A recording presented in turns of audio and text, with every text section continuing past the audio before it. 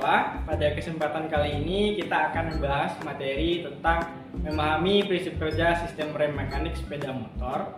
Untuk lebih lengkapnya, mari simak video berikut.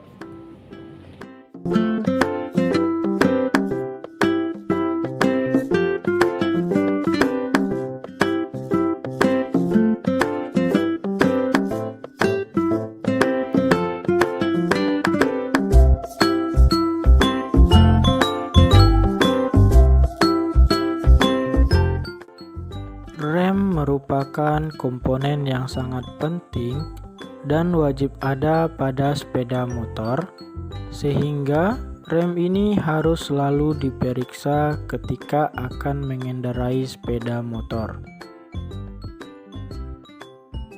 Rem berfungsi untuk memperlambat dan menghentikan putaran roda, sehingga laju kendaraan dapat diturunkan dan dihentikan.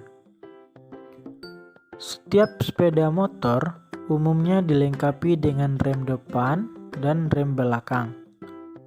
Di beberapa tipe sepeda motor menggunakan dua jenis rem yang dibedakan dari cara kerjanya untuk roda depan dan roda belakang, yaitu sistem rem tromol dan sistem rem cakram.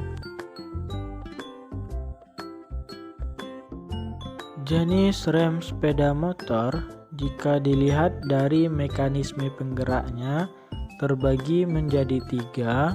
Yang pertama rem hidrolik, yang kedua rem angin, yang ketiga rem mekanis.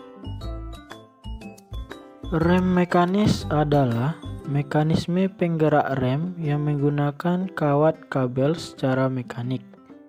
Dikatakan mekanis karena untuk menghubungkan gerakan dari pedal rem atau tuas rem ke aktuator rem digunakan sebuah kawat baja.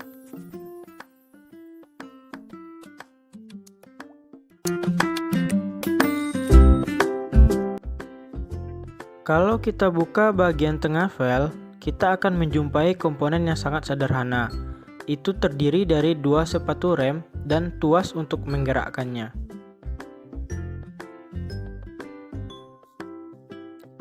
Jika kita lihat secara langsung, inilah bentuk dari kampas rem tromol itu sendiri. Kampas rem inilah yang bersentuhan langsung dengan dinding tromol roda, sehingga putaran roda akan dapat diberhentikan. Lalu, ini merupakan komponen tuas penggerak, yang mana komponen ini akan membantu mendorong kampas rem menuju ke tromol roda dibantu oleh pegas. Lalu, komponen selanjutnya ada komponen pedal rem. Pedal rem berfungsi sebagai tempat penyalur tekanan dari pengendara sesuai dengan kebutuhan rem yang diinginkan.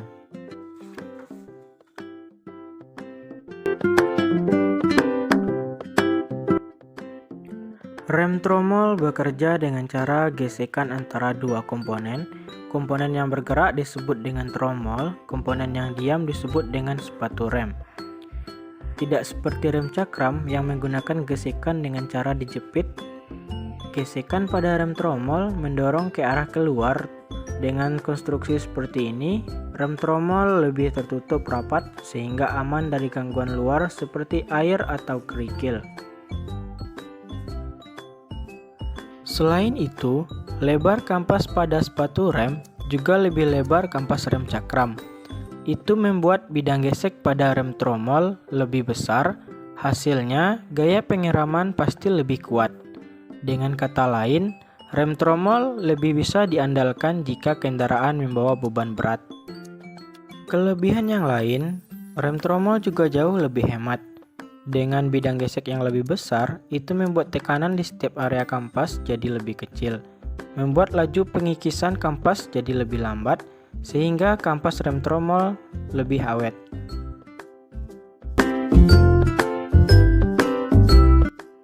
Cara kerja rem tromol sangatlah sederhana. Tuas rem dan lengan yang ada pada rem tromol terhubung oleh kawat. Ketika tuas rem tertarik, lengan ini otomatis tertarik. Pergerakan lengan ini akan memutar komponen seperti pengungkit ini. Ketika pengungkit ini berputar, itu akan mengungkit kedua sepatu rem sehingga bergerak ke arah luar. Ini akan mendekatkan sepatu rem ke tromol sehingga pengereman terjadi. Lalu, kedua sepatu rem ini juga sudah terpasang sebuah pegas sehingga ketika tuas rem dirilis akan balik lagi ke posisi semula secara otomatis. Nah, seperti inilah jika pedal rem kita tarik, maka tekanan yang disebabkan akan tersalurkan melalui kawat baja dan tekanan tersebut dapat menarik tuas penggerak yang ada pada rem tromol. Sehingga jika tuas penggerak tertarik, itu akan menyebabkan kampas rem mendekati tromol roda yang menyebabkan terjadinya gesekan antara kampas rem dan tromol yang menyebabkan putaran roda akan menjadi terhenti ataupun diperlambat sesuai dengan kebutuhan oleh pengendara.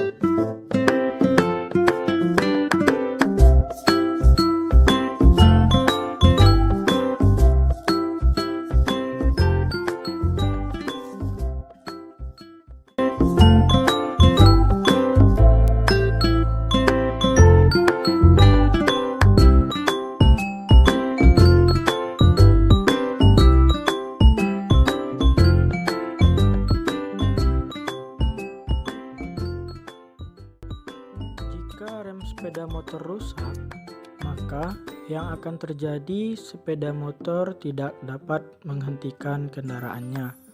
Jika kita lihat pada saat sepeda motor menuruni turunan, maka jika tidak ada rem, sepeda motor akan lurus saja ke bawah sehingga akan menyebabkan kecelakaan kepada si pengendara. Oleh karena itu, rem ini sangatlah penting ada pada setiap sepeda motor demi menjaga keselamatan saat berkendara. Dan juga ketika melewati jalan berlubang, sepeda motor akan lurus saja ke depan sehingga akan menyebabkan kerusakan pada bodi-bodi sepeda motor jika hal ini terus dilakukan.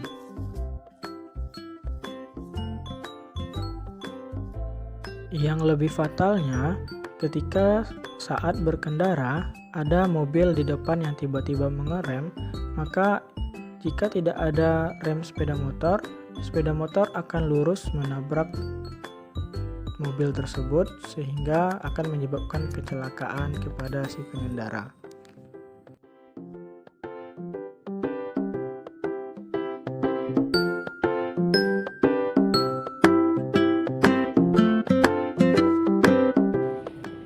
Demikianlah pembahasan kita pada kesempatan kali ini. Semoga bermanfaat untuk kita semuanya. Terlebih terkurangnya saya mohon maaf. Saya tutupi dengan Assalamualaikum warahmatullahi wabarakatuh.